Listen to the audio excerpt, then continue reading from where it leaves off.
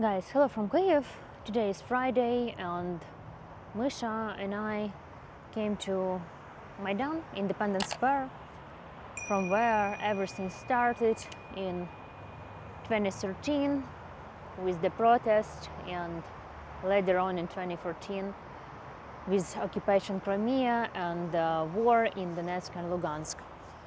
So I just came here to remind the price for this war, and today we are waiting for historical event that's going to start in 2 hours in Kyiv time, according to Kyiv time, and 10 p.m. and finish in 5 a.m. according, again to Kyiv time. It's will be meeting between President Trump and Putin in Alaska. I following the events and checking all the information, but honestly there are so much contradictory information about future sanctions, or Russia agree for peace, or Russia agree for this, for that, or if everything will be bad, Trump will do this and that. Putin is ready for this. So many, it was just a lot of noise in the media recently, and I decided just to wait what is going on. But spoiler, I don't expect for nothing, honestly, because the situation in the front lines doesn't look good, especially recently, and they are putting more soldiers and they getting more land, and I even don't know what to say. Just I expect nothing. I don't believe something going to happen. What I only know that Trump broke Putin isolation, diplomatic isolation, with the meeting, and before they had 6 calls.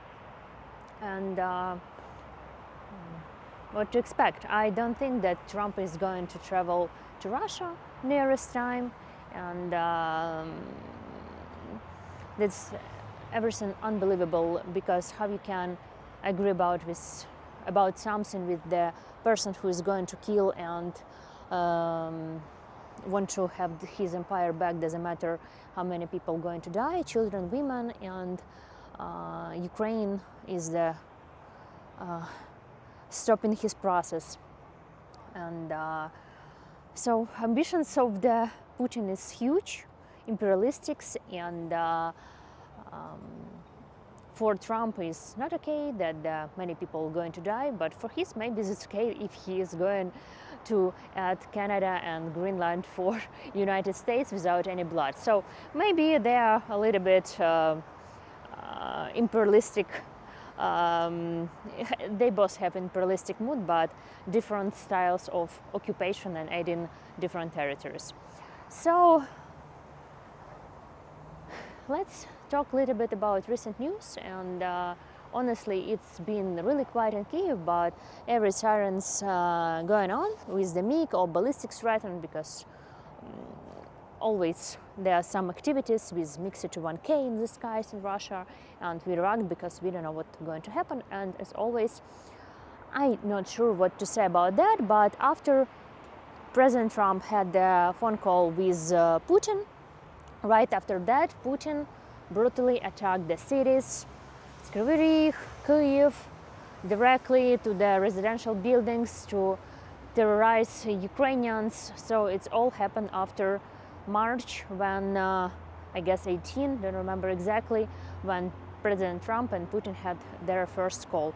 Since March, April, May, June, July, we have the brutal, bloodiest attack on Kyiv with a lot of victims, and in other big cities with far away front lines. It's not the situation was like in 2022 in the very beginning, when there were a lot of Russian troops everywhere. So they increased the attack, and I even see the jokes that people are going to get ready for nukes. What is going to be like if that happened after phone calls? What is going to be after personal meetings? And today they attacked Sumy. Sumy is very close to the front line, and they come in closer. Not front line, to the border of Russia, and they come in closer to Sumy, and they attacked today market during the day. I don't see the information about injured. Only I see one person killed in Dnipro region because today also was attacked. So till today it was small as okay on the big cities and not good in the front lines, and honestly it's giving me some thinking about maybe that is of course not good occasion for Putin before meeting Trump.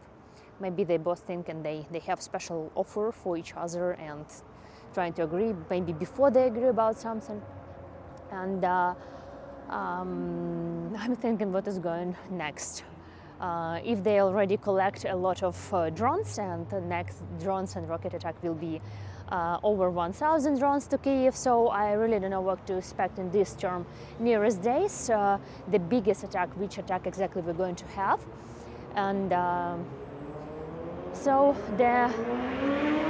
tomorrow morning I wake up, check the news, don't expect for something, to be honest, and yeah, then we see. So let's talk a little bit about news, and we will see what is going to be later. And guys, thank you so much for watching my channel. Thank you so much for supporting my channel. Thank you for your donation for car for Ukraine. I'm excited to see the photos from today. The car arrives to Lviv, and they promised to send me photos and videos. So I'm going to share very soon, because we collected together with you for the car, for the front lines. And yeah, it's actually great news. And yeah, thank you for making me possible to support the army. Thank you for watching me. Thank you for standing together with Ukraine and support us.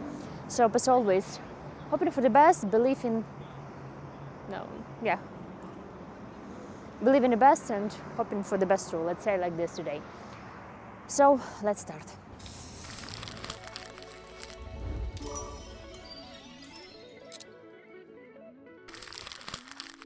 So I would like to start with the latest good news about prisoners exchanging. Our heroes back home. It's 84 guys. They've been in captivity for a very long time. Some of them from 2014, 2016, 2017, just imagine that. And one guy, I don't remember his name, he was in captivity since 17 years old. And he returned now. So he was, I guess, from 2014, if I'm not mistaken. And the Ukrainian bank, Monobank, said that they're going to pay for his education in any university in Ukraine. So yeah, people spend their years and they back home, and it's like I always happy when people are back, and just imagine 3 years, 2 years what has been the captivity, and 7 years is just something unbelievable or more. So there are a lot of talking about trading of land with Russia, but which kind of trading of land if Ukraine actually not control any of Russian land right now. So trading Ukrainian land for Ukrainian land, it's ridiculous. They're not going to stop even for some ceasefire according to the front lines, because let's remember that Constitution of Russia includes 4 regions of Ukraine. Crimea is out of discussion, of course, since 2022. And it should be a very good reason to change that Constitution of Russia, because they truly believe this 4 region, Kherson, Zaporizhia, and Donetsk and Lugansk, belongs to Russia. Constitution is unchangeable, don't believe. Yeah, so what they're going to agree on this meeting, I don't know. I even read, I don't remember where, that Trump is going to offer to Putin some rare earth minerals deals, something else. Also, what's important to mention that 120,000 Ukrainians came to US for the program U4U that allows to study there, I guess working and living there, I guess for 2 years or more. It was contract, don't remember exactly. I was briefly interested, just checking the terms. And today and tomorrow the terms is expire, and for our Ukrainian citizens, the deportation is at risk unless Trump's administration changes, because it's going to expire. So we also see it's according to the Wall Street Journal, what I checked today. And actually, what I found funny, that Lavrov came to Alaska with the sweater mentioned USSR before Trump mentioned that he's going to Russia to Alaska. And what else funny, that I don't remember, it's Russian propagandist like lady, some like, I cannot listen to her, she has terrible voice. She said that the Russian delegation had food in the plane, chicken Kiev. It's a Ukrainian traditional meal, like cutlet with butter. So whenever, if you have been in Ukraine, you know what is this, like chicken Kiev. It's traditional Ukrainian dish. And the delegation in the plane had this dish, and I just checked different like comments, and we just Ukrainians said like, oh, they had like chicken Kiev. Sadly, it was not shit in the plane. So you know, we just try and react to everything for humor, but you can see that people, I don't think that someone expected for really something. Tonight, I'm really curious to see some comments, but I truly believe that we know only 10% what is going on behind the scenes. And since 8th of August, it's been a lot of hidden, quiet discussions behind the camera, and they agreed about something. I'm not sure that President Zelensky, Trump, and Putin will be meeting all together later, so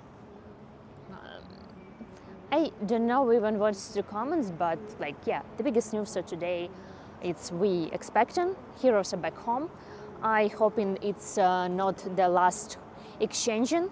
And today near the oh my God, U.S. embassy in Kyiv, people came with the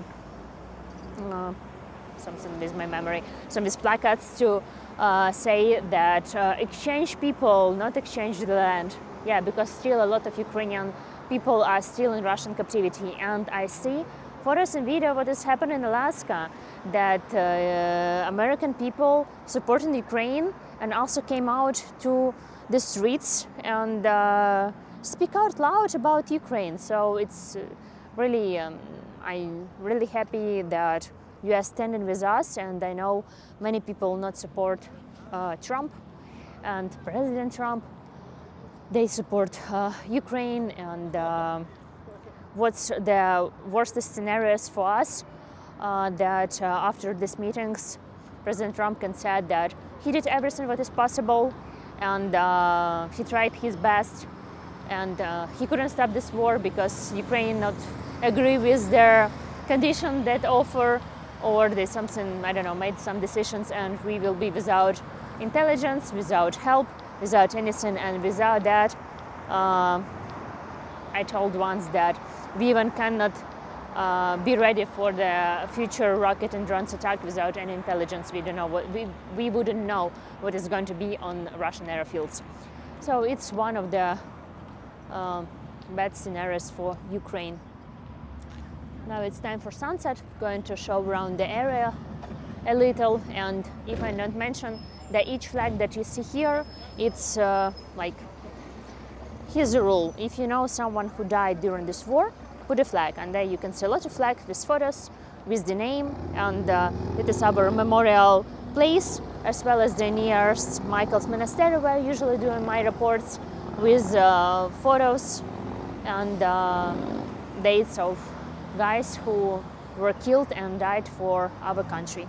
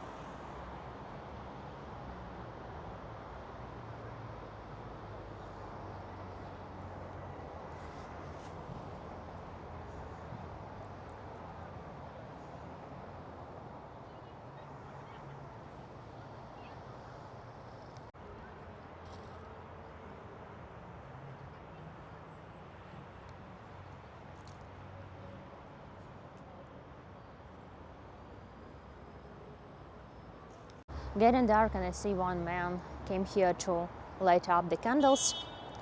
And how to finish this video? If something going to happen with internationally recognized some new territories or new borders, this literally means that any huge country with nuclear power can come and steal any piece of land from other. International law has already been broken since 2014, and we know there was not much reaction from people from Europe. Merkel that met Putin, and so this gave Putin green light to continue. And this is our price. What we paying right now, a lot of kids grow up without their fathers, widows, and they're literally empty village in Ukraine because the men are fighting. And honestly, I could never believe that I'm going to live during the war. For me, it was something that I learned from Second World War, because in Ukraine, every member of the family were killed or died during the Second World War. And for me, it was something unrealistic from the books, movies, that something that happened long time ago. When I was in school, we went always for the parade, give the flowers for the veterans each year. So it was less and less elders. So pupils, all the school, it was our time to respect them. And I really cannot believe sometimes what is going on here with my country. Is the city when I was born and grew up. And I remember how it was a fountain here behind me. I have a photo where I sitting right there and eating ice cream with my dad. And I have photo when I stayed in 2021. It's for me, I don't know, some photo like I still can't believe. Exactly right here. And it was a tulip blossom in May, I guess. And I couldn't believe that 1 year later it would be a memorial complex behind my back. So yeah, war, it's more realistic that we all can imagine, plus with all these nukes and with ballistic rockets that can cross the ocean and whatever can happen. I don't wish this experience for anyone. That scares only for Russians, because the war started from them. They should experience the same, and maybe they can understood and stop this process because they silently agree with the war, but they don't have war on their land. We can only attack them with drones, Ukraine-made drones. We don't have the permission to strike Russia back with rockets. We can destroy the economy with targeting the oil refineries and military complex with what's in our power. So yeah, it's a huge question about international law, and I don't want to, in some years, like in 20 years, look back what has happened in Alaska, how they changed, which mistakes they made. As we now look back, what's happened in 1994, when Ukraine was under the pressure of Russia and US, with some, not security guarantees, but some security assurance for our independence, for our safety. So it was some assurance and promise us that we will be protected. But this is what we have now after 20, even like, no, 20, which 20? 33 years, what's happened, no, what I'm counting, like 30 years later, yeah, 31 years later. And I don't want to look back in future for the day that happened tomorrow or all this year, 2025, 2026, that some more mistakes been made. Because I love my country, I want to live in my city, and as many people wants to have the same, because imagine many women, they can left, but they stay and want to live here, and people continue their businesses and believing in the best, building new businesses. Like recently, I see the photos, the new hotel was built in Odessa. Honestly, sometimes this makes me smile, and many like small house, or how you call it, like cottages built in Kyiv region and north. So people continue investing in business and property in Ukraine, and hoping for the best and for our future. So what we only ask to support us, help us with that, because Russia wants to destroy us. And sometimes I think, what is victory for us? Victory for us to have our land back, or maybe it's already victory that we, as Ukraine, survived the war that started in 2014 with Russia, the biggest country, nukes country, and full invasion since 2022. And we are still here, we existing, and more people spoke Ukrainian language, and we still have our country, culture. We still survive. We have not been divided according to their plan between Poland, Hungary, and Russia. We know all this plan, how they already understood what is going to happen.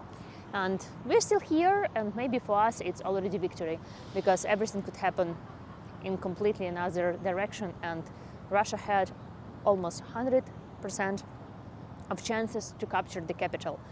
And they have not expected that simple people, not militaries, that took the gun or whatever they have and go and protect the city and throw in Molotov cocktails to the tanks, and elders in the occupation village make something with some like piroshki, like dumplings or so, with rat,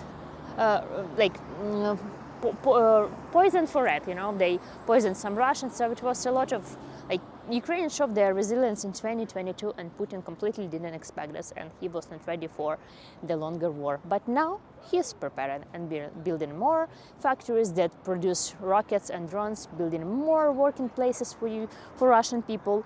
And don't trust Putin. If this will be some pause or some air ceasefire, or ceasefire in the front, or President Putin and Trump will have some economy, business, reducing sanctions, Putin will start sooner or later.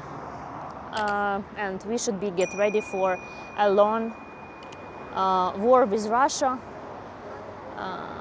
because they educated their children from school that they have to come and destroy Ukraine. So anyway, guys, that's it for today. Just talking what I'm going to think about this, and hope to see you tomorrow evening or day after tomorrow with news updates. We will see more soon. And yeah, so thank you guys for watching. Misha saying goodbye, Tanya saying goodbye, and see you soon. Thank you for standing together with Ukraine, and thank you support me and my channel. Bye bye.